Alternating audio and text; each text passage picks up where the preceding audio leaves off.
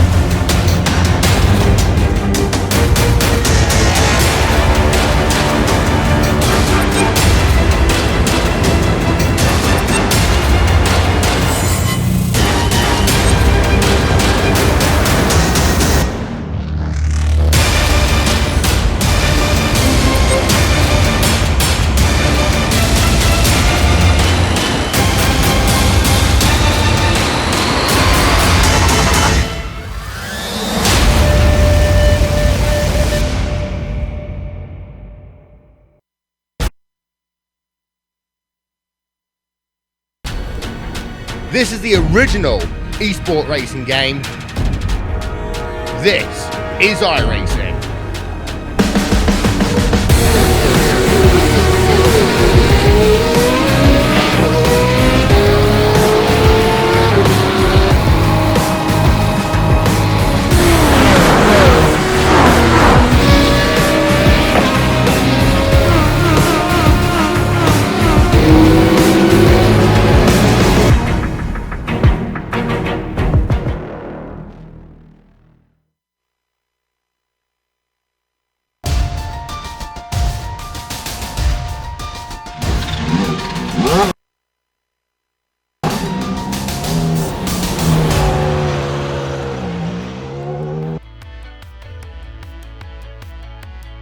While many tried, in the end, it was Abner Acosta who brought down Karl Modoff from the top spot. Even still, considering Karl has now finished in either first or second for 4 seasons straight, you cannot help but admire his impressive speed and ability. But now it is Acosta's turn to defend the crown. Today starts off a new season here at the legendary WeatherTech Raceway Laguna Seca. We'll see if the momentum continues or if Acosta falters as we get ready to watch round 1 of the PRL GTE Sportscar Series. And you'll see it all live on the Global Sim Racing channel and the iRacing Esports Network. Hi, I'm Joe Peak, and with me in the booth is Samuel Ryman. Behind the scenes is our director, Sean Crackers Ambrose, and he's using cameras provided by Dougie Beard. Sam, with IndyCar coming back, this is no longer just the domain of sports car racing, but GT cars are still very much at home here. Yeah, Laguna Seca is always open to a variety of different forms of motorsports. MotoGP has raced here as well. They have a lot of historic cars race here. I had an old colleague once who got to work at the MotoGP race here. They went around the track on the golf cart and almost flipped it down the corkscrew. If you have played a motor racing video game, including iRacing in the past, you are probably fairly familiar with this track. A lot of elevation changes, a lot of tricky corners, passing opportunities as well. And of course, many of those tricky corners we mentioned are quite famous, none more so than the corkscrew. But just in case you do not know what a lap around Laguna Seca is like, let's give you a driver's eye view with our GSRC lap guide.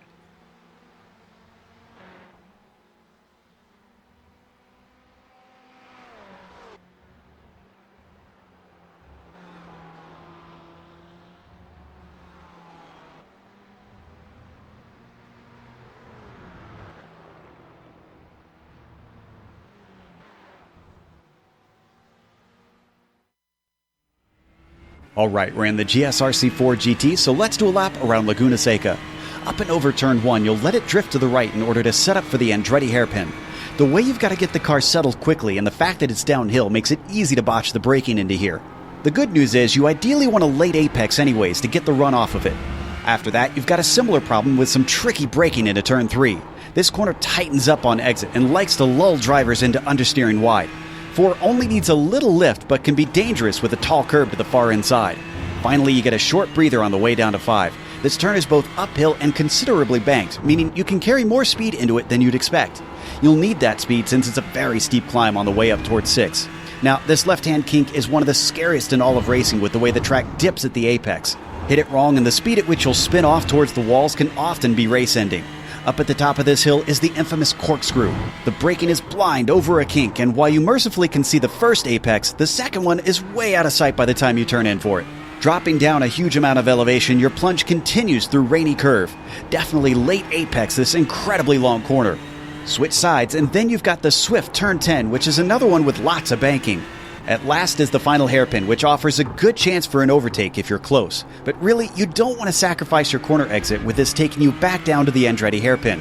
However, hopefully, you've now finished a lap around Laguna Seca.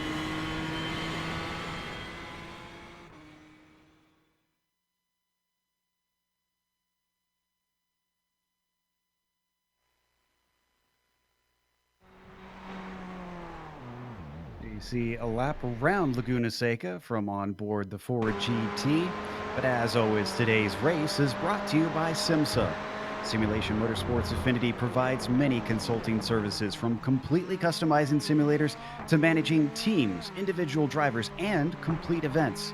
They're working hard to bring organizations, companies, manufacturers, teams, and drivers together at one place to support and promote sim racing internationally. They're also bridging virtual and real motorsports by providing a network between these two, involving sim racers, real drivers, teams, managers, engineers, and of course, motorsport fans alike. You can find out more about how you can get involved at simsa.net. Today's broadcast is also proudly sponsored by Butt Kicker. Butt Kicker products create an incredible immersion and realism to every game. Feel every nuance and truly put yourself in the driver's seat. The winner of Division 1 here in the PRL GTE Sportscar Series will get a Butt Kicker game or two or a simulation kit.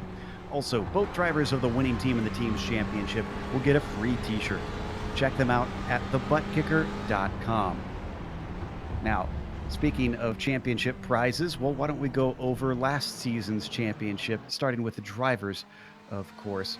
Up at the top of that, I mentioned it was Abner Acosta who came away with the most points at the end of the season. Modoff managed to get back into second place at the final round ahead of Christian Eisler, who jumps up with him as well. And it's Michael Diaz. Poor Michael, unfortunately, finished things off bad, but it's looking like he'll start things well. We'll get to that in a second because qualifying looking good for him. Zach Hefner did not change positions and rounded out things in fifth place. We said T-shirts went to the team's winner. Sam, who got the T-shirts in last season? Well, it was Obsidian Racing with 504 points, far ahead of Team Bush Think Copper. And there you see things got quite close after that. Just 10 points between second and third in the standings. So, and the other thing I love about this, Joe, we saw this on the driver's graphic, and also we're seeing it here on the team standings at the end of last season as well. The variety of different cars that we see represented at the top of the standings in both drivers and teams is certainly competitive out here in this league. That it is. Now, today's race is going to be similar to last season. Let's look at the race details for today. As we mentioned, we're in round 1. I know it says 10 out of 10. We are in the first round of the season. We have 4 different cars that you can use: the Porsche, the Ferrari, the Ford, or the BMW. And they will have one scheduled pit stop for fuel because they've limited the fuel compared to what the cars run in real life in this 60-minute race. They also have an incident cap that they need to worry about. 20 incidents, and they will be DQ'd. Has been brought down from last season, which was at 24 in the past. Now, they do have bonus points in this fast lap, pole, or if they get 3 incidents or less, and that could certainly come into play today. Now, they have No spare car in this series, so if you damage it, well, you got to deal with it until the checkered flag or come in for repairs. So certainly got to keep it safe, especially around a tricky circuit such as this. Once again, this season you are watching this series on the iRacing Esports Network. Make sure and subscribe here on their YouTube channel. All you got to do is go to either their main page on their YouTube channel, or if you just go below this video, you'll see a big red button that says subscribed and or says subscribe, and then you will be subscribed. If you click it, it'll no longer be red. You won't miss a moment after that here on the PRL GTE Sports Car Series. So we currently have qualifying underway, and I mentioned Diaz looking really good, Sam. He's our provisional pole sitter, and it is not a small gap right now. Yeah, 0.3 of a second, which some people might sound like a small gap. However, it's a short track, so you would expect the times to be a bit closer than that. And also, we have 37 cars here, and not a single one of those cars has been able to get within 0.3 of Diaz. Now, Diaz's time is over half a second slower than anything we saw in practice, but it's about coming up 11 a.m. virtual racing time, as I like to call it, here at Laguna Seca. So practice was taking place in the early morning. The track was a lot cooler. The times were faster. And already the drivers starting to struggle a little bit with grip, because this track can get hot around here, Drew. And we'll give you a better idea of what the weather is, I think, closer to race time. Yeah, it's the California sun certainly beating down as it gets higher in the sky, and it continues to warm up. That qualifying could be important here today. You mentioned the short lap time, and there's a lot of corners around this short lap. So do they have good places to try and overtake? In the past, we've seen, especially faster cars, seem to have kind of a tough time getting by one another if they're close on pace. Yeah, it is kind of a bit of both, Joe. There's passing opportunities at this track, but they're not easy. Perhaps the easiest one is going into turn 1 if you get a good run out of a final corner. After that, turn 5 is a good passing zone. The corkscrew is a good passing zone. Turn 11, the final turn, although if you do that, someone can just try and set you back up to try and get you into turn 1 again. So we will see passes today. But I think we're going to see a lot more changes in position from other drivers' mistakes, because as well known as this course is, all of these drivers, I'm sure, have had plenty of laps around here. This is one of the 3 tracks when you first get iRacing. It's still difficult to get a perfect lap. Ooh, when Abner Acosta joins his teammate Diaz, our current champion is on the front row in second place, still 0.2 behind Diaz. So Michael looking like he has great speed. For a while, we were watching the qualifying of Andrew Caron, our winner from the final round, and multiple races run where he had good results on hand, but didn't quite get it. He finally got it in at Suzuka. Number 18 is expected to be competitive all season long, though his qualifying has him on the 3rd row. As we watch Valenzuela come across, he's just behind him in 7th. Let's see if this is an improvement. Nope. Looks like that time not going to count, as he had an off somewhere. There's a lot of drivers here today. You talked about 37 out there currently. I do see that Eric Luke is not in the session right now, so we might actually have 36 that start this race. And we should point out that this is actually the pro split of the two. They have 2 splits. This is Division 1. That they are racing in here, and they have Division 2, obviously, that also races with the drivers who have been rated lower than these. Still fiercely competitive, but that just gives you an idea, Sam, of the talent level out here today as they're just wrapping up qualifying. Yeah, and PRL have done a great job of being able to get that talent. They're a huge sanctioning body. They have, this isn't the only series they run, and it shows they know how to run a league well, and the drivers have came here. Obviously, it's the first race of the season. Normally, the first race of the season, you do get large fields because everyone's optimistic they're going to get a good result, and we'll see. I'm sure there'll be 1 or 2 drivers who might not be too happy with their result at the end of a sin. Someone's got to finish last. The one thing I remember from the Stuart Little movie. But right now, the checkered flag is about to fly in qualifying, and Michael Diaz has started another lap, so we'll see if anyone can dethrone him, and if they can Diaz improve on his time? Looking to see who the first to complete their qualifying is going to be. It looks like Jonathan Almanar, who's in 25th. We see him there, the Virginia's driver, coming around the penultimate corner, now into the final hairpin. His fastest time, 1:19.7, just about 2 seconds off of our pole sitter. So very tightly packed field. He comes to the line. Did this one count? It did, but it is not faster. He's about a 10th off. Of course, if you so much as put a wheel off on iRacing during a qualifying attempt, your lap time won't count. So we see more cars wrapping up their finishes right now, but still only Diaz and Acosta who have broken into 1:17. Eric Gibson is going to be coming around. Kenny Rodriguez takes it into the pit, so he's not happy with that final lap. Gibson currently 35th and last driver with a time. That one not going to be good enough to improve. Looking at Thurman, who comes across and does improve. So that puts him up to 17th. What about our pole sitter? He crosses and does not go any faster. Weirdly, only 3 of his lap times and qualifying out of 13 attempts counted. Seeing how much he can get away with the track. All right, I think that's going to wrap up qualifying, Joe. So let's take a look at our grid. Absolutely. It is going to be Michael Diaz, as we said, on our pole here today for round 1. Abner Acosta, his championship teammate, is going to be starting right next to him. Is Michael going to be able to put one over on him? Pablo Valenzuela Uribe will be starting P3 with Christian Eisler in 4th. David Holland will be P5. Outside of him is Andrew Karen starting in 6th. Carlo Suarez Valenzuela starts in 7th, and Ignacio Rodriguez Freitas will be P8. Leif Peterson, who did not have a good race in Suzuka at the finale last season, he'll start 9th. John Ambrose joins us and will be starting P10. Behind him will be Fernando Borda in 11th position, and then the Devil car, let's call him the Bat Out of Hell, Horacio Cal Quinn in the 666 car, starting 12th. Behind him is Sean Romig, and starting from 14th place, had to be on my page, is Diego Ignacio Portel Garrido, who will from now on be called Diego by myself. Ted Lowendick will be starting from 15th ahead of Federico Montini in 16th place.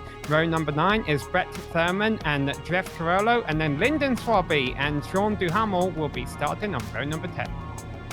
Jose Malbrun starts 21st. He'll be flanked by James Hebb. Then you've got Stacy Dunegan in 23rd. Jared Deploy starts 24th, and Jonathan Almanar in 25th. Kenny Rodriguez, who we saw abandon his final lap, will be 26th at the drop of the green. James LeBlanc starts 27th. P28 goes to Joey Trungale, and Steve Bamber will be in 29th. Row 15 will be completed by Mark File, who starts in 30th. Sam? Then the drivers at the tail end of the field will be Donald Olson as well as Spencer Semkowicz. Danny Duchesne and Trey F. Carintri are on row number 17. The last driver to turn the lap was Erin Gibson, quite a ways off the pace, not actually a competitive lap time, so we'll see what he can do in the race, starting 35th. The 2 drivers behind there, Gary Fillin and Eric Luke, did not turn the lap in qualifying. We'll see if they're able to make the grid. I do not see either of them in the sim right now, so I think they will not be making this race, it appears, as the pace car starts to peel away. We're getting ready to go racing for 60 minutes here in round 1 of the PRL GTE Sports Car Series. I am very curious to see how things shake out with our front row, because Diaz did manage to sneak wins in last season, I believe. Let me double check on the stats as we take a look at that weather you were talking about, Sam. It's heated up just a couple degrees since the qualifying, 98 degrees Fahrenheit. Is that going to be pretty slick? Not for Laguna Seca. The sim thinks it's May still. That I'm seeing that this race has taken place on May 15th, 2019 in the iRacing world. So, you know, it's not exactly summertime, and the track's a little bit cooler. These drivers just had an almost a 3-hour-long practice session before this race started. So hopefully they've ironed out all the kinks, and we can just worry about racing each other, and they should be able to control their cars on track. Got one car starting from the pits here. Ooh, that's not good. Let's see, who is that actually? Oh, and that is John Ambrose starting from the pit. Not sure why. So we'll find out soon enough what's going on there. A bit of an update. I checked the stats. Diaz did not actually win last season. However, he did have 6 top 5s. He took a pole and a fastest lap over the course of the season. 6 out of 10 is not bad in terms of stats for those top 5s. I'm sure he'll be hungry to try to get that first victory, though. One final note, Erin Gibson will be a DNS. I'm assuming that's because his qualifying time wasn't fast enough. All right, so let's see how they start off the line here. New season, a lot of new drivers. Porsche pace car peels into the pits. Diaz has control of the fields. He's going to take them around the hairpin. How long does he wait for that green flag? Not long at all. He's immediately away like a shot, and he drops his teammate before they even get to the start-finish line. Acosta falls in behind. Uribe and Eisler also single file. Then you got a battle for David Holland. Around the outside, Andrew Caron looking to go the long way around to the hairpin. Not be able to retain that. Waiting to see if everybody manages to get through that first hairpin. I see Montini going off course. Otherwise, I think we've got a clean start.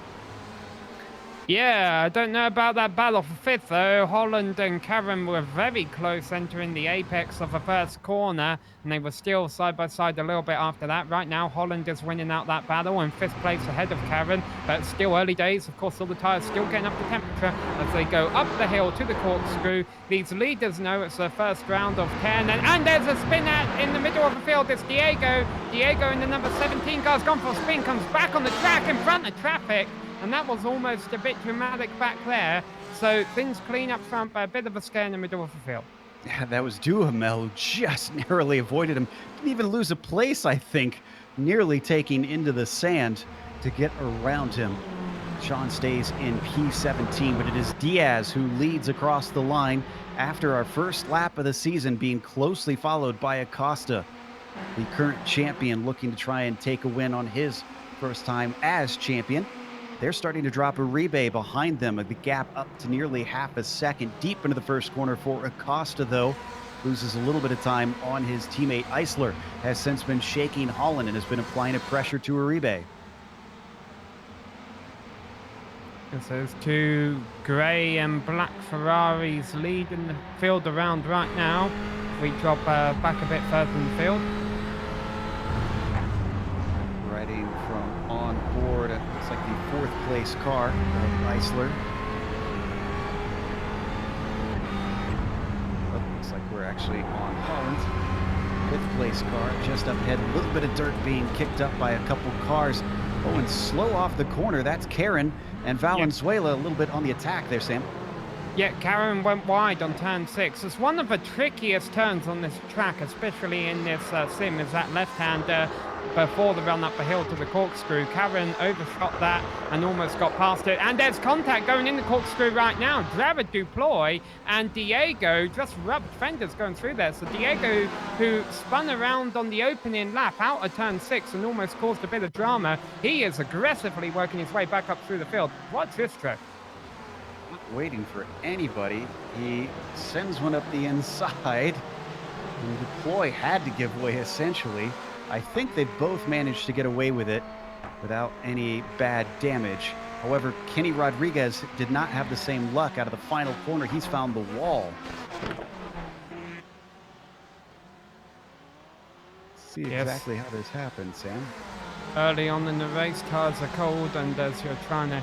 Oh, okay, it wasn't Will Spin. He might have got a bit of help. And he managed to avoid the wall, so I was wrong there. Just stopped before it. Is that Diego behind him? No, it didn't look like he got touched. Oh, no, yep, that was Will Spin. But that was Diego behind him, so yes, that was another position for Diego. And I'm watching Diego again right now, because he's right behind Sean Duhamel, entering the corkscrew, and this time he's going to try the outside. Whatever way works, and he gets it done, even before turning in this time. I tell you what, this guy is on fire right now, considering he only qualified in 14th. I'm impressed with how well he's been dealing with the midfield as we watch on the replay. Usually I would think it would take much longer if he only lost, maybe 5 positions there like he did to work his way forward. But he is just chopping through them. He started 14th. He's now rebounded back to 18th. And, well, is he going to get 17th here from Jose Malban? Find out in a moment. Well, no, we're going to keep on this, but I'll tell you there's also a battle for 3rd place, or there was. Actually, it's broken up a little bit now. Yeah, it looks like they spread apart, and coming up the outside, maybe? Nope, back to the racing line from Malbron. Garrido doesn't need to wait for the inside a second time. He slides through, and that now gives him 17th. Now we go up to 3rd place, about a half a second between Uribe and Eisler, who has been applying a little bit of pressure for much of the race, although Eisler using every inch of track and then some, tipping wheels into the dirt out of the penultimate turn.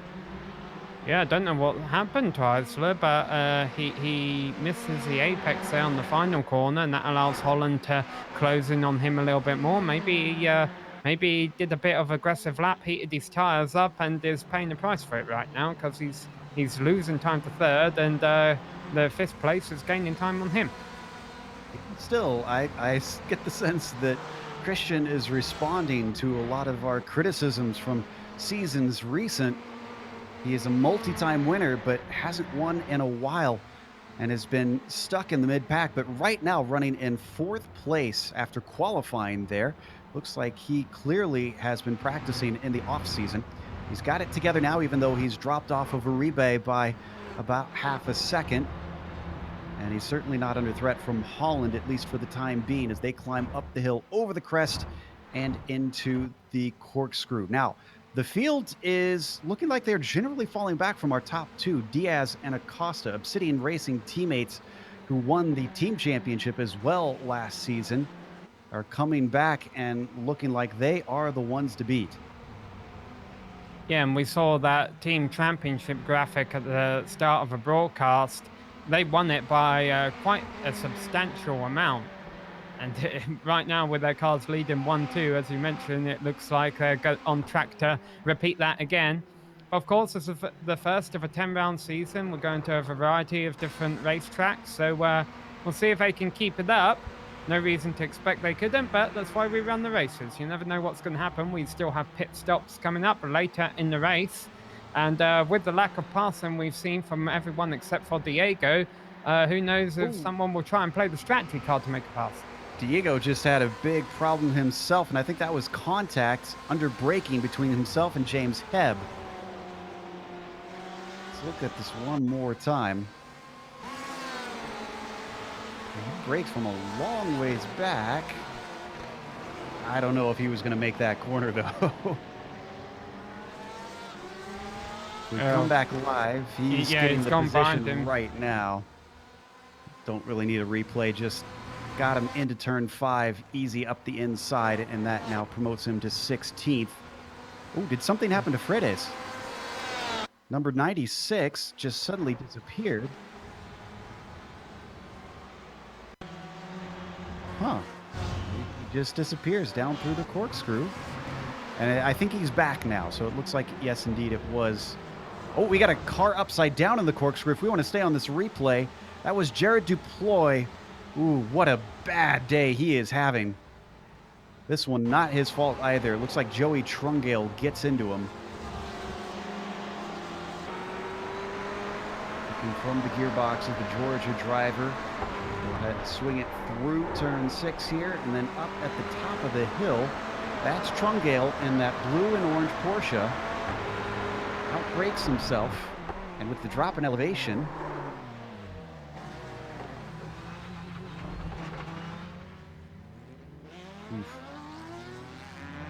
nowhere to go for deploy.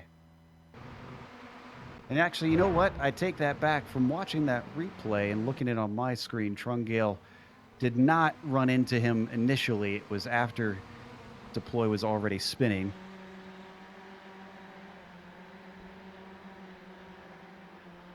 So as we ride on board with Karen in 6th position, Top 6 starting to pull a gap on the rest of the field. It is now 3.5 seconds back to 7th place Valenzuela.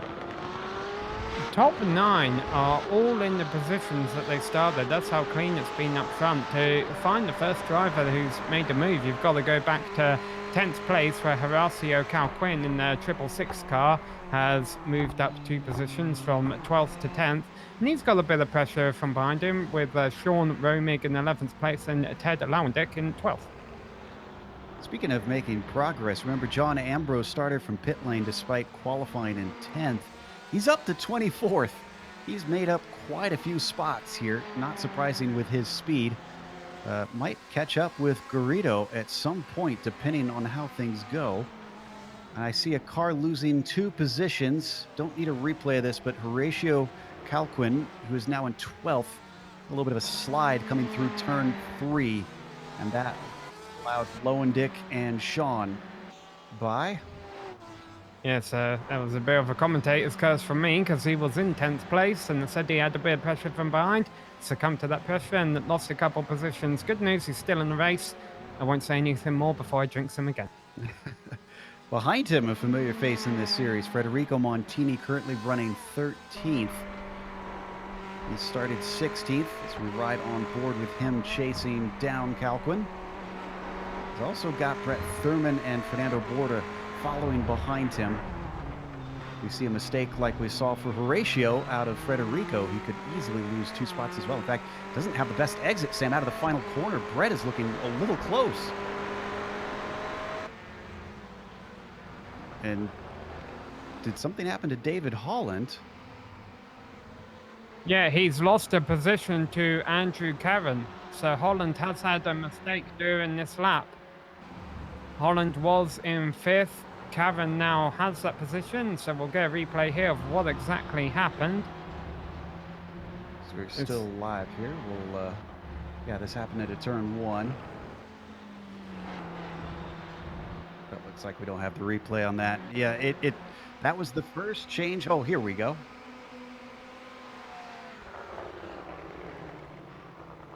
Yeah, that's the first change in the top 5, as you mentioned, all race long thus far. Oh, and we've had a big problem for Federico Montini just now. This happened in turn 6. I think he caught the wall on the exit here, Sam.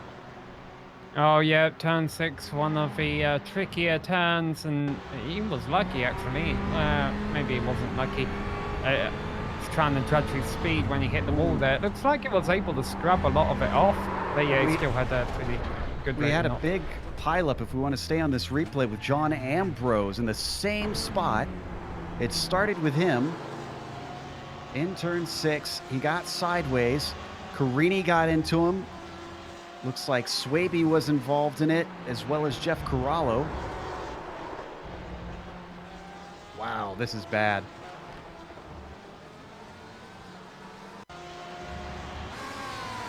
Yeah, about 4 or 5 cars involved in that one. Yeah, we don't usually talk about the big one on road courses.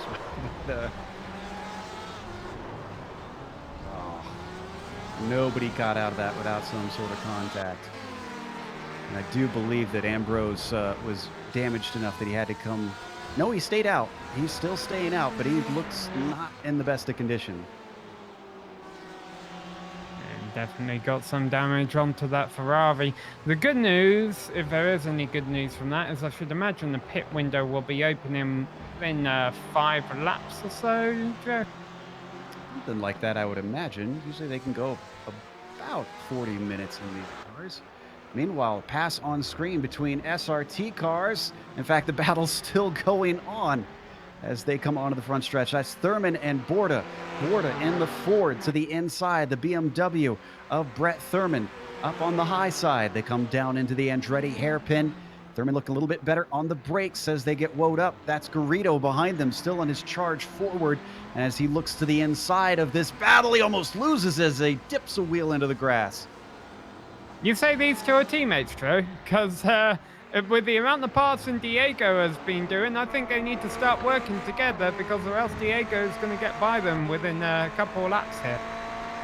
Well, sister teams, I believe. I'm pretty sure they're both on SRT. At least for sure, Thurman is on the SRT team as they head up towards turn 6.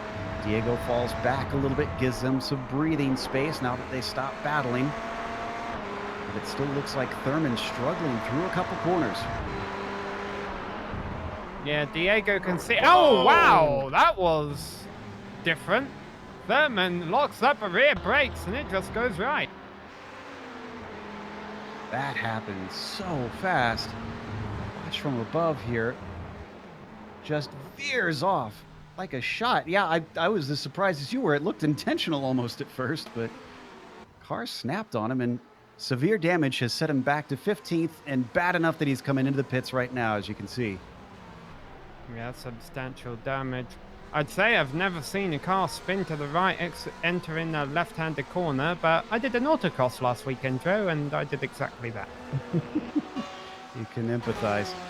So we jump down into 15th position. That's Montini leading a train of cars. Heb, Malbron, and Duhamel all behind him. Most of the action has really been in the mid-pack and in the back of the pack of this race. Sam was talking about how little movement there is at the front of the field. Everybody just running their own. I'm surprised at the amount of cars we've seen torn up in the middle half of a field. There really haven't been that many big movers out there. Well, right now we got a potential... Whoa, no, it's more than a move. It is a shunt. That's Bammer and Swaby who got together coming through turn 4, and they're going to lose more positions as Carini and Rodriguez go by. That was a nice recovery. Swaby, though. I mean, I'm sure that Porsche wasn't happy about that incident, but he did a good job driving out of it. Sorry, BMW. No, that... well, it was a Porsche. Okay. Yeah, Porsche and a Ferrari. Swaby in the Ferrari, the dark-colored car. Bammer in the white, red, and blue machine. Red, white, and blue, I guess. is the proper way to put it. Riding on board with Bammer, who still has a chance to try and get this one back, though. And he looks like he wants it back. Oh, but he outbrakes himself into the final turn and loses a ton of space. Now Carini is under attack from Lyndon Swaby as they come up the front stretch, lacking straight line speed. The 100 of Swaby easily going around the outside. That jumps him back up to 26th. Oh, and Holland up at the front. Holland, who was as high as 5th place, is now fallen down to 8th with a problem in the corkscrew. Seen quite a bit of drama at the corkscrew today, and was this single car? We're just catching the end of it. Here we go. We'll find out. It looks like it's single car, Joe. Outbrakes himself. Tries to avoid running into Karen. Thankfully, does not hit him, but sure goes bounding down the hill. Well, like I say, it's the 11 a.m. in the sim, so the track is gradually heating up. I don't know if that means it's losing grip and it's taken a couple of drivers by surprise. It's 4 degrees hotter now. It is definitely going up. Not the most drastic swing we've ever seen, but we say that, Joe. iRacing updated their weather model last build, didn't they? Just a couple of weeks ago. Maybe something is behaving different with that regard. Well, yeah, no, we've seen it's definitely stabilized since their new, well, I guess it was the surface model technically that they altered with that, and it has slowed down the rate of increase by a fair amount. Even still, drivers are having to deal with some changing conditions as we watch Holland try to recover from his multiple mistakes now. Both times a little bit too far into the corners on the brakes as he hounds the car of Fredes. Ignacio Rodriguez, the number 96, very closely followed now by the number 20 as they come up the front stretch down to the inside. He's not going to fight. That almost looked like a lift a little bit. Holland now through. A smart idea sometimes. If you tell the guy behind you's going to get the spot, just don't fight it. We're still early in the race, only 19 minutes into this. And for you fans new to the league, thinking, hey, I wish some of these drivers making all these mistakes and causing issues would be penalised, there is an incident cap. If these drivers run off track 20 times, they will disappear and not be in the race anymore. Do we have a change for position in 16th? Yes, we did. It was Heb going a little bit hot in. This is very reminiscent of what we saw with Holland when he lost 5th place. Malbron is the one who benefits from his error. You see the replay. Nice catch on it, though. Kept it out of the dirt. That's what counts. That won't count as an incident point. I tell you something that the leaders now have to deal with, Joe, that we haven't had so far today. Lap traffic. Certainly could slow them up, and I'm sure Uribe's hoping for that because he's about 4 seconds back now as Diaz and Acosta continue to really school this field. Have been riding line astern in the same position, first and second respectively. Yeah, I wonder if this will start benefiting Acosta if Diaz gets held up, because Acosta's been as close as half a second to his teammate within recent laps. So we watch them up the hill from on board Acosta, seeing the distance to his teammate ahead. Looking very clean through some of these blind, narrow corners around this circuit. What if we could jump down, though, to 9th position? Leif Peterson has Sean Romig very, very close. He's been within about 0.2 to 0.3 of a second for much of this lap. He's backed off slightly compared to how it started, but you can tell how close he is to Peterson anyways. Both of these cars Porsches, along with a Ferrari following behind them. That's Ted Lowendick. Yeah, and let's give Ted a bit of a shout out. We'll see if there's a pass for 9th first. No, not yet. I'll give Ted a bit of a shout out. Said there's not many big movers through the field. He's gained a few spots, started 15th, gone to 11th. Will he get 10th here? He's got a good run on Sean. Sean goes to the inside, and Ted is going to have to try and go around the long way, and that's not going to happen. Backs out of it. Lets him keep that inside line. So from the attack to the defense for the number 33. Now trying to retain the top 10 instead of moving higher up it. I am starting to see, Sam, as well. There's a number of spots where the drivers have been pushing the boundaries of this track, and it looks like they're dragging a lot of dirt. So I have to imagine that offline, it's got to be slippery out there, isn't it? Yeah, I would imagine so as well. But as we mentioned, they had a 2.5-hour practice session, and the same thing would have been happening there. So hopefully they learned their spots more prone to get dirt over them and how to deal with it. It certainly is usually one of those down through the corkscrew. As we jump to 23rd position, this is Don Olsen, very much under attack from John Ambrose. His limping car, obviously not too injured, as he's able to gain one. Oh, Fernando Borda has a spin from 13th, but false alarm. Well, actually, I say that Diego gets by him for that position. I was going to say false alarm because he got away with it without losing any positions, but then Diego came through at the last moment and made another pass. Locked him up as it went sideways and stopped it before it hit anything. And there you see, that is Diego sneaking by. I'm glad I established early on in the broadcast that I'm just going to call him Diego. Or else I would have ran out of vocal cords by now.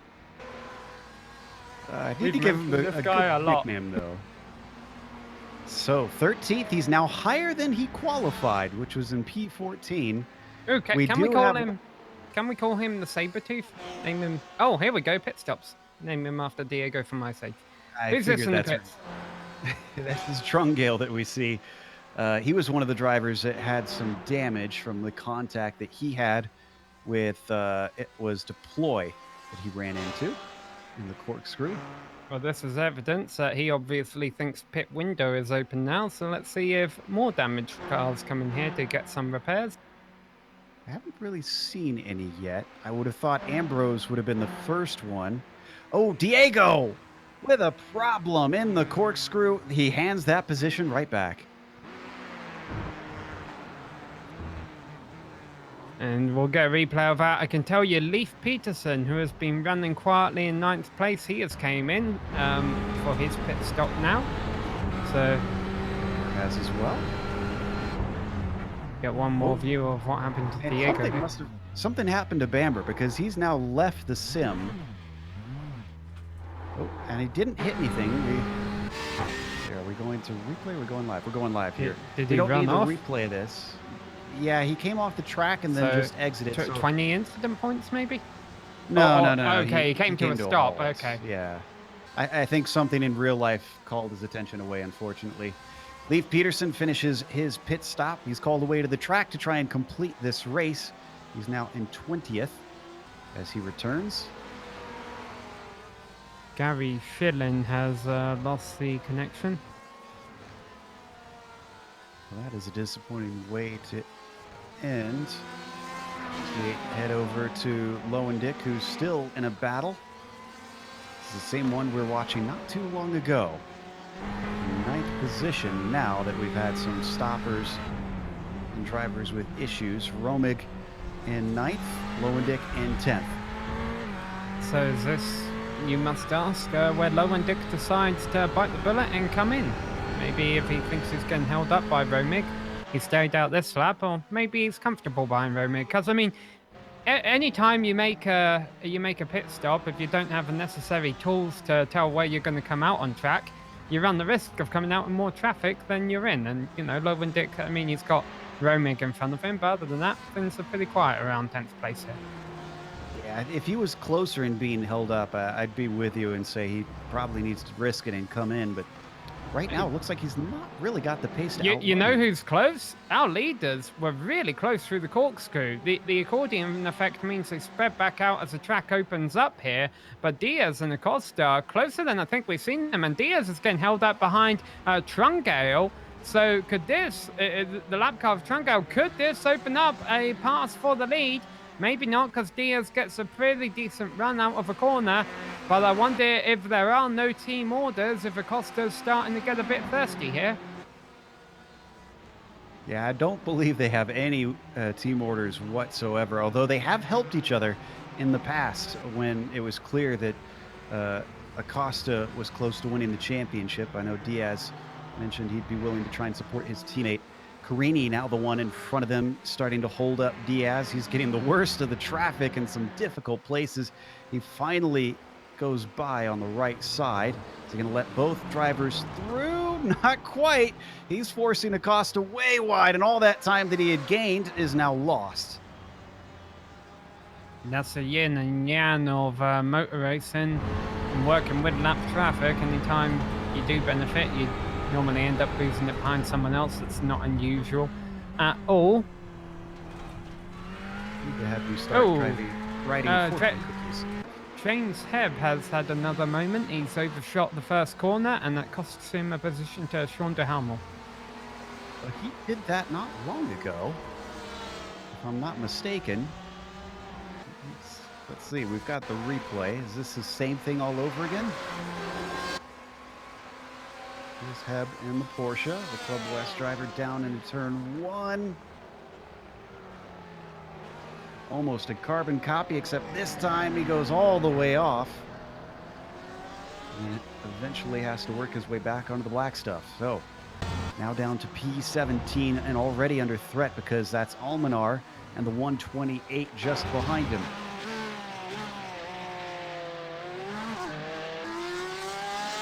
Hebb's car has not looked comfortable since it came back out on track. I haven't really been watching him much through the race, but it seems to be sliding around a little bit. Obviously, this race being just 1 hour long. Yeah, oh, and we got one car pointing the wrong way there. Jose Malbron. Between turns 10 and 11, he does not pit, curiously. Now, he seems to have had a connection problem as he was battling with, I'm trying to figure out who that is. Oh, that is, that's Montini, the number 3.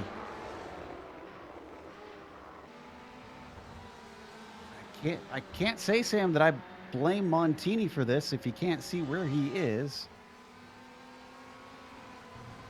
So we're not seeing the replay here, Joe, but you're saying that he didn't, that the other car disappeared, and so Montini went to his racing line and there was contact because he didn't know he was there. That's what I'm assuming. I mean, he could only do so much. My apologies, we did replay that and missed it. I was looking at the time and scoring between the leaders to see if they were out of lap traffic, and they are right now, about half a second still between Diaz and Acosta. Down in 8th place, though, Fredez and Romig relatively close to one another. Lowendick has since dropped off of the back of Sean Romig. 33 having a little bit of breathing space now to try and focus forward and see if he can take this position.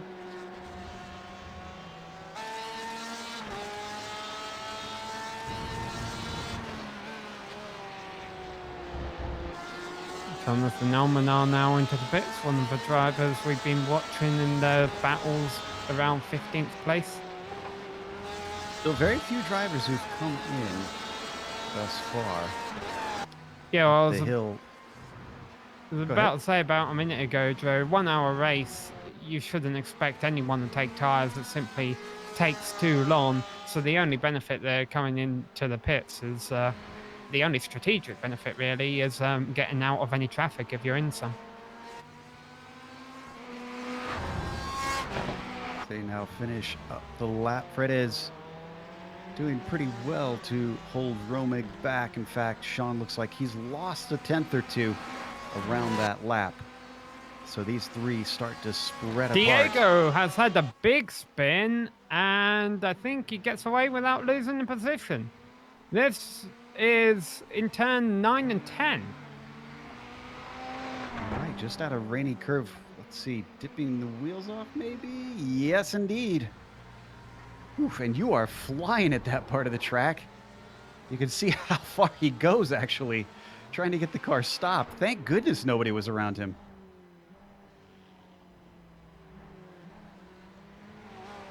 So stays in 13th place. Not the cleanest of drives for the number 17, but I mean, I guess going up one spot is still a positive overall. Speaking of positives, we talked about what a great race we've been seeing from Christian Eisler, the 727. Not only is he in 4th, but he's starting to put some pressure on Pablo Uribe, seeing if he could get up to the podium. They lap the car of Kenny Rodriguez. He's going to just stay to the side, let them through. Yeah, never a battle like this catches lap traffic. The driver behind should see that as an opportunity. So, see if Eisler can capitalize on that. Yeah, they don't have lap traffic for quite a while in front of them, so he's going to have to wait a little bit for another opportunity like that. Now, I've got to ask this, Joe. You've covered the GT racing a little longer than me. Is there a difference in the pit times of getting fuel in the different manufacturers of cars? We haven't noticed a drastic difference, but fuel saving has been a topic for a number of seasons, and some drivers have used it to great effect. I'm not really seeing much of it here, though. Uribe's way deep into the corkscrew and somehow collects it without losing too much. Eisler starting to spot a few openings in the armor.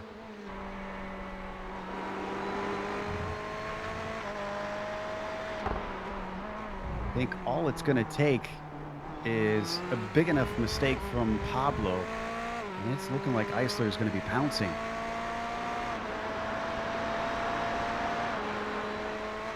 Not missing anything up front. It's still Diaz and Acosta who are running line astern. These two are a much closer fight that we see on screen.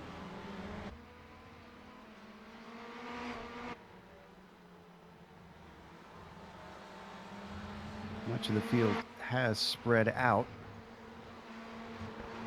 You're over the halfway point now, but all of these drivers, I'm sure, are thinking about their pit stop, even if they're going to run it long. It should come up within the next few minutes, and these battles for first and for third could very easily be resolved in the pits, even if they come in on the same lap.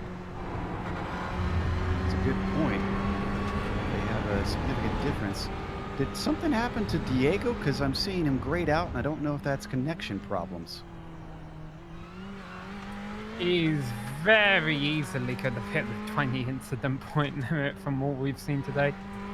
That's true, too.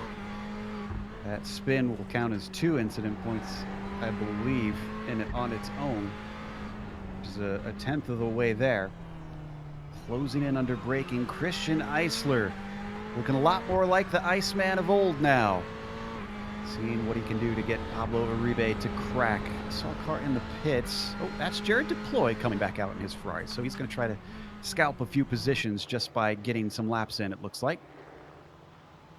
Yeah, we've had a fair amount of attrition. As you mentioned, Jared Duploy coming out in 35th, but ahead of him, we've got Mark Feil, Brent Thurman, Gary Schilling, Steve Bammer, Joey Trungale are all multiple laps down. And actually, I take that back then. We've still got 29 cars really competitive out of 35 starters, which was pretty good for a large field at a twisty track. And on the first round, where everybody's not familiar with one another, jumping down to Oh, John we got Ambrose. spinning corkscrew, and it's causing a bit of havoc. Lyndon Swaby has spun at the corkscrew, and he's trying to do a 7-point turn to get back going without backing into the direction of traffic. It got a little bit scary, but here's the number 100 car of Lyndon Swaby, and you see he's spun around in not a very pleasant spot. I can't see where he's going. Yeah, he did a good job of stopping that before he backed into anybody. This is from on board the initial incident. Rear of the Ferrari just finding its way all the way where it doesn't need to be. Ooh, yeah, that hurt for him. That's dumped him to 25th position. Now, we've had another driver come in for a scheduled stop. Sean Romig is now into his stall. Swaby also has come into the pits since then. Eisler's gone by Uribe. There's been a change for third position. See if we can get a replay of it here. It happened this lap at some point, but Eisler has got the bronze step off a podium right now. It started in the final corner. He managed to get inside. You could see he had to fight for it down into Andretti. And behind them, that is actually, that's Karen who made contact after it initially. And if we go back live, it's just changed back. Eisler has had an off at the corkscrew, and he has lost not just 1, but 2 positions. Karen has gone by into 4th. So Eisler outbraked himself in the corkscrew, took a Zanardi line, but there's gravel there now. It slowed him down, and he's back in 5th. All that hard work that just goes away in less than a lap. Karen, though, promoted to 4th at this point. This has been a smooth ride for the number 18. And I want to correct something that said a moment ago. It looks like Diego lost the connection, so maybe he didn't hit the 20 incident limit cap. Sad to see after his climb back forward that's the way it ended. Hopefully he can get that sorted out for next round so that he can really show what he's made of. Looking at 16th, Stacy Dungan has Leif Peterson close behind, but Peterson has pitted and Dungan has not. So Leif probably won't want to waste too much time trying to work his way past Stacy. Also got Jeff Corallo right behind that is for position. Jeff also has not pitted.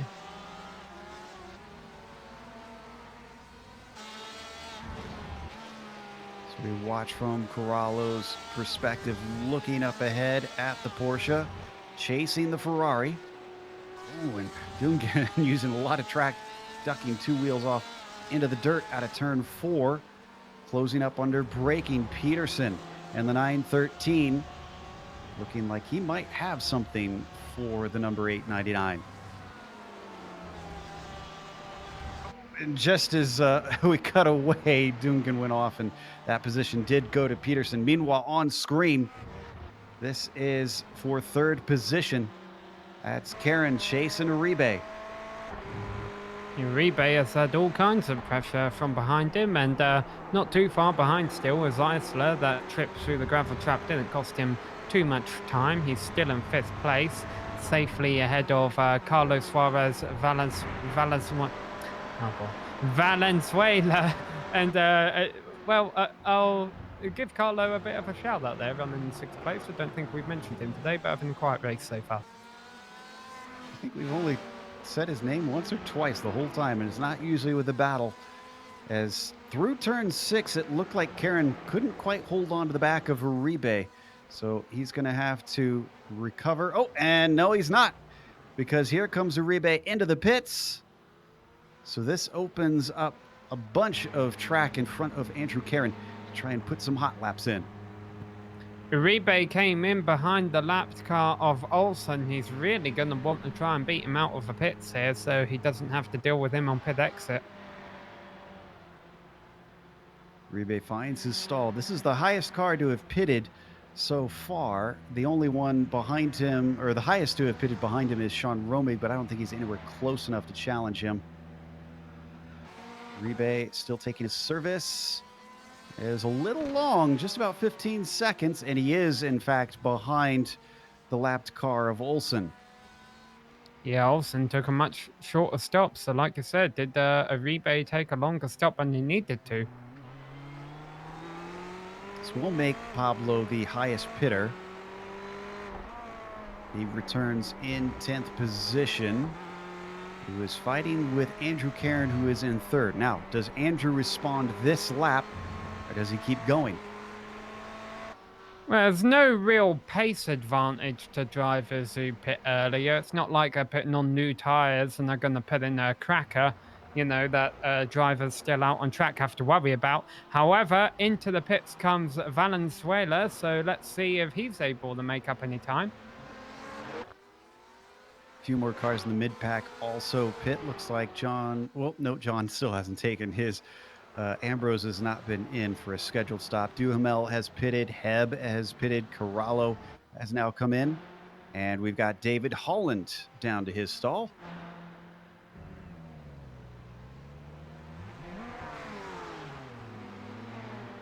Valenzuela just behind him, now coming out. Yeah, I'm curious to see if Valenzuela makes up any time on the Uribe. Uribe's got pace. Ooh, this actually might be pretty tight. Valenzuela was much quicker in his stall, and he's actually going to be out ahead. Wow. Wow, so is this... Well, we know it was a slow stop from Uribe because we saw him compared to Olsen as well. But how quick of a stop was that for Valenzuela? If he got by Uribe, can he take a fight to Kevin and Eifler? Well, here we go. Some more cars coming in. Yep, that's our leader, Diaz, pitting, but Acosta is not. There we see the pit comparison between Uribe and Valenzuela. Wow. Nearly a 4-second difference. That was costly for Uribe. I'm curious why he took so much longer. Now, I'm a little bit worried for Diaz. Has Acosta been he's doing another lap here. Has he been saving fuel behind Diaz? Has he not been showing his full potential? Diaz is out, but Karen is also pitted. He was battling with Uribe. I would expect he's easily by unless he's got a slow stop. No, he does not. It's a 11-second stop for Andrew Karen. Valenzuela coming up behind him and Uribe, but Andrew looks well clear. You can see the gap between them is now those two behind. That is Valenzuela and Uribe around the hairpin behind him. Before next stops begin, let's just go to 15th place. James Hobb, Jeff Carollo, and Sean Duhamel are having a great little scrap going on track. And James Hobb looks to have came out on top of it. But now let's cut away from that because Acosta isn't. Okay, so Diaz in for 12.9 seconds. Not as slow as we saw from what Uribe did, but still pretty slow compared to the majority of cars. You talked about Acosta waiting behind him, potentially saving fuel. Let's see what the number 5 can do. Our current champion hits his pit box as he now takes his service, obviously not going up on the jacks. Diaz is just now coming around the final corner. Acosta done in 10 seconds, much quicker than Diaz. This is going to be a little bit tight.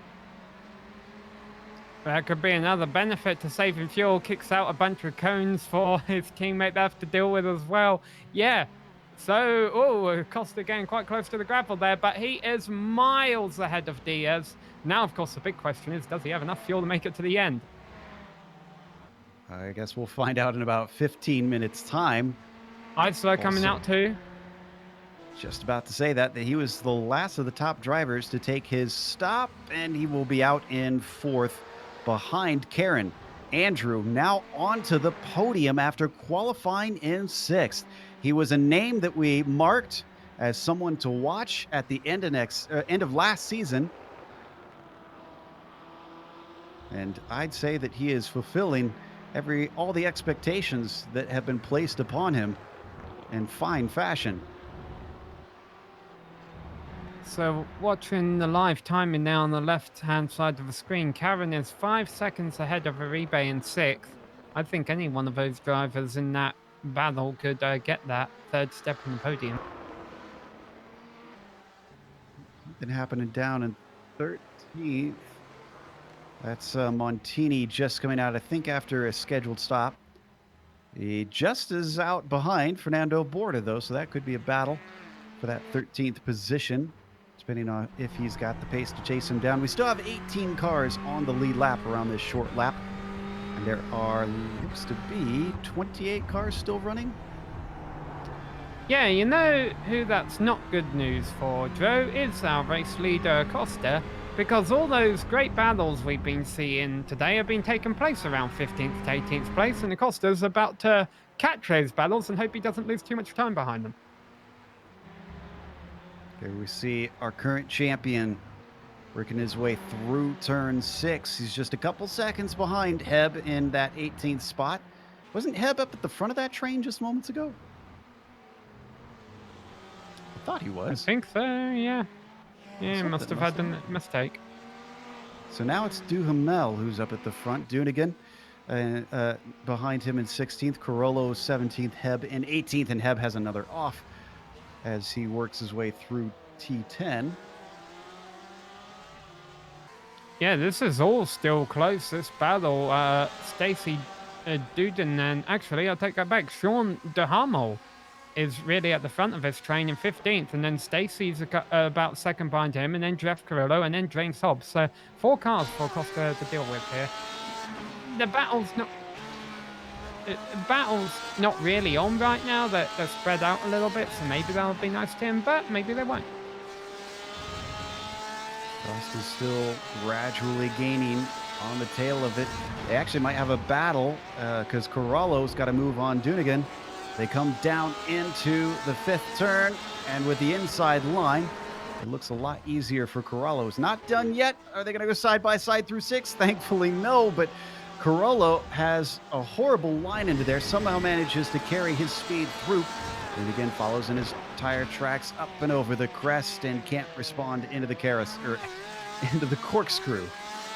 And Sean Duhamel is really able to put some distance on them while that's going on. James Hobb catches up a little bit, so now we've got a bit of a 3-way fight for 16th place. Which is horrible news, as you mentioned, for Acosta, because now he is right behind as he closes up. If they start fighting into turn 1, he could lose the 2.5 seconds that he has back to Diaz in a flash. Heb doesn't make the move down into the corner. He stays behind. How aware is he that number 5 is trying to lap him? They now work their way through turn 3. I think he's aware. It's more just a question of does he care?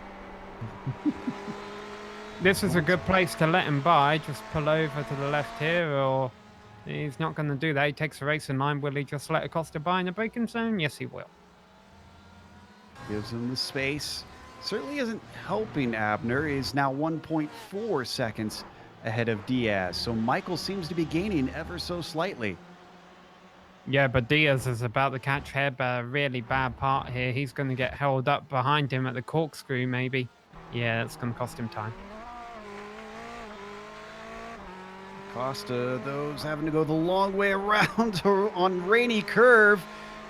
Ooh, 2 wheels in the dirt through there. Not an easy move.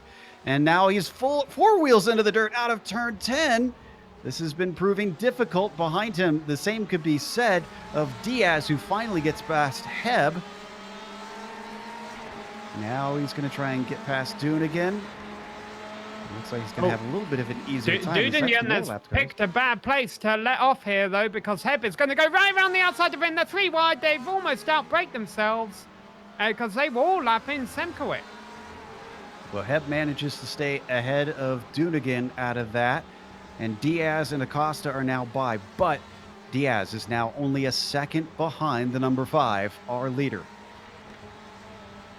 And now Jeff Carollo in front of him is on his own in 16th place quite comfortably, so he shouldn't put up too much of a fight here.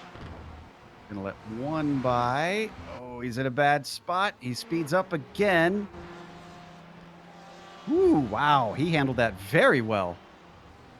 Just managed to stay out of the way of Diaz, didn't lose a second, and continues on his chase of his teammate.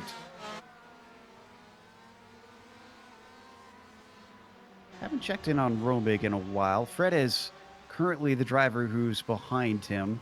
They do have a lapped car back there. That's Olsen, so he's not really involved in this. Just about half a second separating P8 and P9.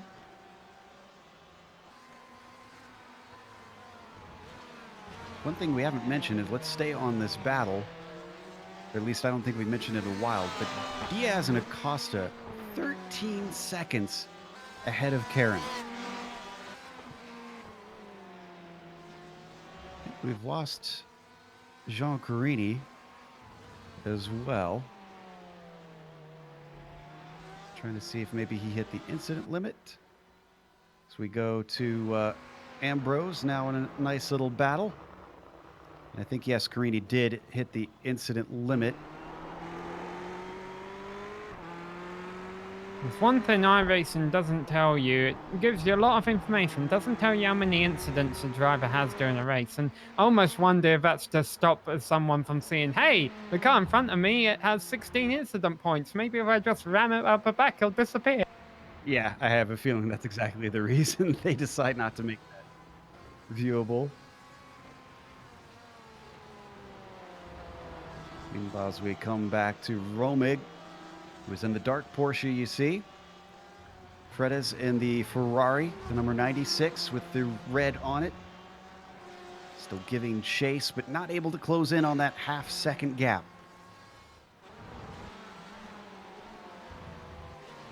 Interestingly, we're down to 14 cars on the lead lap now that Acosta and Diaz have managed to overtake that big group of cars.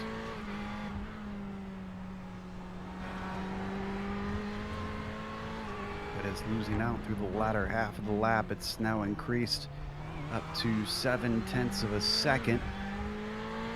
And really have to either hope for some help with traffic or start pushing a lot harder if he wants to overtake the 33.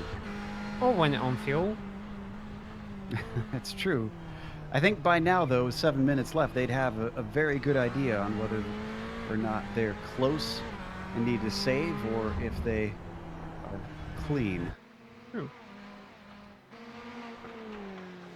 I think our race leader just overshot the corkscrew and somehow got away with it. It looks like you're right, because it's half a second closer for Diaz now. Yeah, it doesn't look like Diaz is going to make a move here. Let's see if we can get a replay of that. At the corkscrew, this lap, it looked like Acosta really overshot his marks. See if we can find it. This could be race changing, this error. It looked like it had already closed up by a fair bit behind, for what it's worth. So I wonder if this isn't what initially cost him. Yeah, going through turns 5 and 6. They did have a bit of lap traffic to deal with there. I wonder if that offset him a little bit. But yeah, you're right. They were close before here. But that was not the tidiest run through the corkscrew you've ever seen from Acosta. Yeah, so he was already close, and then that mistake just kind of brought Diaz closer. So Diaz is in striking range. And you mentioned, Joe, that they have a good idea of how many laps there are left, and I think it's one of those times where I'm not sure I can agree with you there, because it looks like it might be right on the limit. I'm going to keep an eye on the race time each time they come across the grid and see how many laps we've got left. Oh, and Federico Montini also seems to have ended his race prematurely. We'll check on that in a second as we watch them cross the line here. And Acosta's starting to weave to try and break the draft.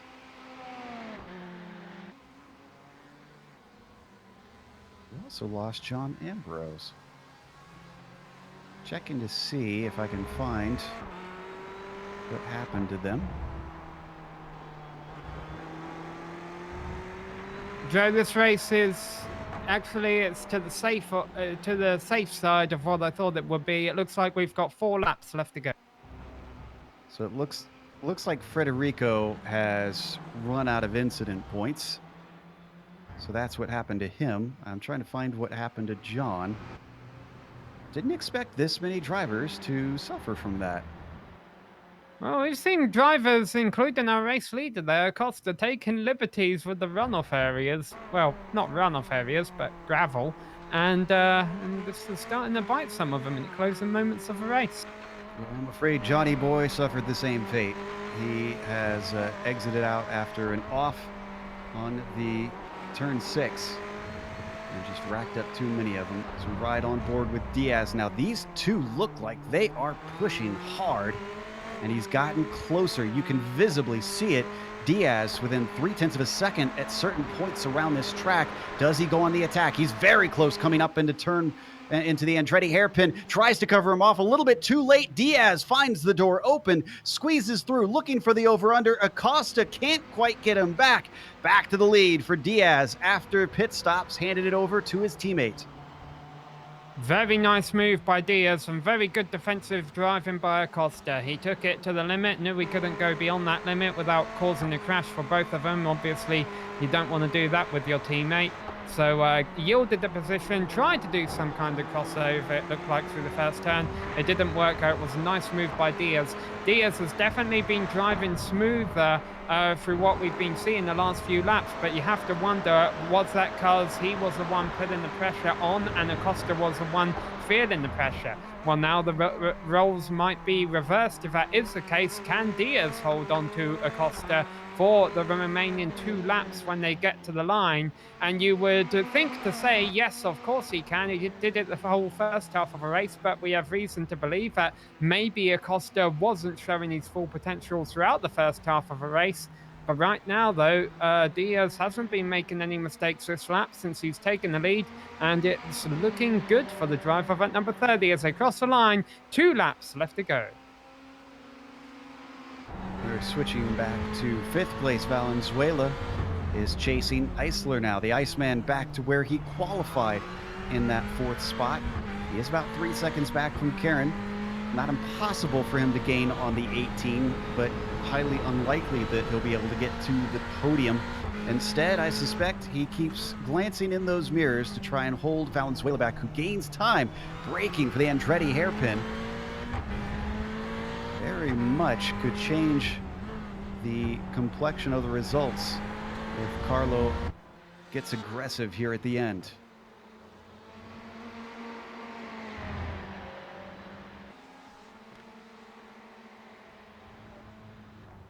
Almost going to get the white flag soon for our top 2. This has been a great response from Michael Diaz, who unfortunately fell afoul of the steward's ire last season. And he's come back and has run a pretty phenomenal race. Had to fight his way up to the lead after he led most of the first part of this. And as the white flag flies, he now knows he only has to lead for 1 more. Abner Acosta still about half a second behind, and there is no car behind to make them worry It is 15 and a half seconds down to Karen in third, so they are free to fight. Yeah, Abner looked a little bit scruffier last lap, even though he's behind now. So I'm thinking Michael Bag, obviously, a simple mistake would cost him the lead and the win. But I think he's starting to feel a little bit more comfortable. Half a lap to go. He's looking more comfortable. It's gone from 6/10 to 7/10 just since they crossed the start-finish line on this lap. They've lapped all but 13th place at this point. Quite a bit of the field now has been put down a lap. As Diaz comes up to the corkscrew, just a few more to go that he has to be clean. Acosta may have been pushing too hard because it is now up to 1.1 seconds back to the number 5. Around the penultimate turn and down to the hairpin. Just has to be smooth on the brakes, smooth to turn in, and easy on the throttle. The number 30 didn't get a win last season. He's going to get one this season for the very first time, trying Diaz, your victor here today. Third, fourth, and fifth look like they'll stay in the positions that they started this lap, but Valenzuela giving it all he's got, running into the gravel, trying to get everything he can through turn 10, but it won't be enough. Karen is going to get third place, Isla is going to get fourth place, and Valenzuela is going to finish in fifth. Our drivers seem to have been too far apart or lapped at this point, so they're all pretty distant from each other as the last of them stream across the line. Again, only 13 to come across on that lead lap. So we're going to take a quick break here on the Global Sim Racing channel. We'll come back with the unofficial results as well as driver interviews.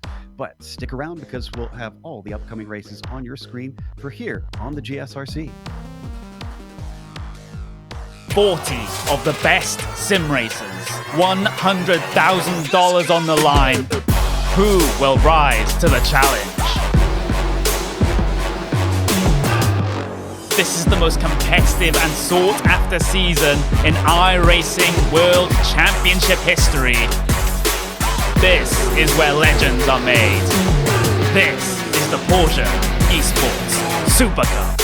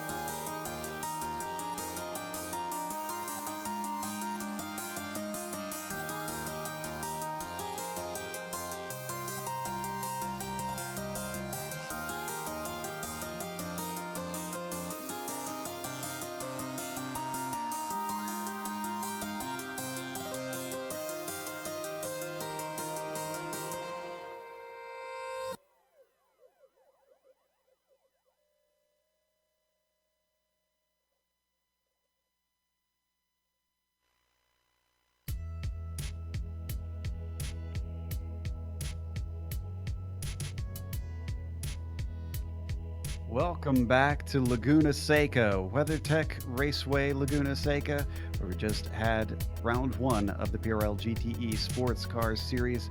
Michael Diaz responds to critics and manages to get his first win of the season at the very first round after going winless last season alongside his teammate who won the championship. And in fact, he had to beat that teammate to get that victory. Abner Acosta only 1 second behind at the line. Andrew Caron, who won his first race at the final round last season, comes across with another podium, and a third, Christian Eisler, takes fourth. Then you've got Carlos Suarez Valenzuela taking P5, and then David Holland in sixth. Pablo Uribe, he started on the podium and he wound up in seventh, not quite the direction he wanted to go. Sean Romig, the reverse, 13th on the grid, 8th at the end of the day. Ignacio Rodriguez Fredes will be P9 after it all is said and done, and Lee Peterson rounds out the top 10. In 11th position was Horacio Calkin. Like a bat out of hell, he came up to 11th ahead of Ted Lewandowski in 12th place. Last car on the lead lap was Fernando Borda, and then 14th place, first car 1 lap down, was Jeff Carrillo. Sean Duhamel comes home in 15th ahead of James Hebb, who had a couple of mistakes that stopped him from finishing higher. Stacey Dunnigan. Sorry, we've been pronouncing his name wrong there. Stacey Dunnigan comes home in 17th place ahead of Jonathan Almanar in 18th. Jose Malbren finishes in 19th ahead of Donald Olson, rounding up the top 20. 21st goes to Lyndon Swaby with Kenneth Rodriguez in 22nd. Danny Duchesne, 23rd, first car 2 laps down. Spencer Semkovic is 24th. James LeBlond with a 25th today, and Federico Montini in 26. He was their first DNF. Jean Ambrose behind him, then is Jean-Francois Carini. Diego Ignacio Pertel Garrido, Diego as we like to call him, 29th. Joey Trungale, 30th. Steve Bammer in the 31st. These are all drivers that did not see the finish. Gary Schilling, 32nd. Jared Duploy on his lid at one point came back out, but decided to park at 33rd. Brett Thurman, 34th. Mark File, 35th, the last of the cars to start. Gibson and Luke did not start today. But we have our winner ready to talk to us. And Michael, after a winless season alongside a teammate who took the entire championship, this has got to feel like a huge relief. Tell us about how you're feeling right now. First of all, hi guys. How's it going? It feels good, honestly, to finally get a win. Hopefully, I could get a lot more in the season. And you had to fight your teammate for it. We didn't expect to see team orders. It certainly looked like you had to make some daring moves, especially to get the lead back. Tell us about that final pass. Well, first of all, I overfueled my car because my software failed, so I had to ballpark it. But I think I saved a little bit more tires during the stint, and then that after I saw he came out in front, I just pushed as hard as I could, and thankfully, the back markers helped a little bit, and I was able to get close enough and make the pass. It was impressive that you not only ran him back down, but eventually managed that overtake. So the question has to be asked, with your teammate having taken it last season, are you thinking about stealing his crown away this season potentially? Well, last season, after we saw he had a better chance to win it, we just decided to help him go for it. This season, we'll see how it goes, so like maybe halfway, and then just decide from there. But I'm gonna give it my best to try and win it. All right. Well, we look forward to it. You certainly are proving a tough cookie thus far. That is Michael Diaz, our winner here today in round one. I believe Sam has caught up with his teammate that he beat, Abner Acosta, our current champion, talking to Sam. Yeah, Abner, decent first race. How badly did you want that win? Just like any other race, I wanted it really bad, even though it was my teammate. But he did have a little bit more pace. I just got a little lucky that he put a little bit more gas than he should have, and got ahead. But yeah, I wanted to win really bad. Yeah, I was going to ask you about that pit stop, so you answered that for me, that he took a bit of extra fuel. Pace-wise, though, I mean, Diaz, this is his first win. You won the championship last season. I'm sure you want to defend it. How much tougher do you think it's going to be? How much more of a threat do you think Diaz is going to be to you this season? Diaz is really good. This year I decided to go with the Ferrari, and it's been. I think I'm slower with this one than with the BMW, but I wanted to learn a new car this season, so it might take me a few races to get a little accustomed to it. But yeah, it's gonna be tough. He's really fast. Well, you only lost the race by about a second or two there, so if you think you can go faster, I'm sure Diaz and the rest of the field are going to keep that in mind and see what you can do throughout the rest of the season. But it's great to see you back at Abner, coming here to try and defend the Drivers' Championship as well as the Team Championship. With that regards, obviously, your team getting off to a great start today. Thank you guys. Thank you to GSRC for hosting and PRL. All right, and that was our second place finisher. And Joe, you have caught up with David Holland. Both David Holland and John Ambrose teammates. Holland, though, having a little bit better of a run than John did, but it wasn't perfectly clean, David. You wound up 6th today, and it looked like a couple mistakes out there may have cost you. Oh yeah, we had a few mistakes. Man, that first one, I was just trying to settle in and get my run going, and going up to the corkscrew, I just lost all the weight on it, and it was definitely a pucker factor at 10. But we kept it in one piece, and then I was just trying to push as hard as I could to get back up there. And then, of course, John seems to have had a few problems at the very start. Just an unfortunate race, considering both in the warm-up and the qualifying, John, you looked like you had a lot better pace. I guess, would you like to explain yourself or leave it a mystery for the audience why you started from the pits? Well, that's what they'd like you to think, right? Yeah, no, I had I had problems right out of the gate. I was going to get out and change my number of cars viewed, and well, Joe, you can't do that anymore, and so I'm getting my sea legs back into this online racing aspect of it. But yeah, it was great starting from the pits and dead last, and luckily my teammate David, he brought it up at least closer to the front, and I brought it closer to the rear. David, next race is going to be at Mid-Ohio, and that's going to be another technical course where sometimes it can be difficult to make overtakes. So are you and John both going to try and focus on getting a good qualifying again to set yourself up well there? Yeah, I think that'll definitely be the goal. I personally haven't run that track in 8 years or so I'm going to need a bit of a refresher, but I'm definitely looking forward to it. It's a fun track. One last one for John before we go. Are your days of giving setups to other drivers in the PRL over, except for David, I assume? I'll leave that. I'm not answering that, Joe. I'm not answering that.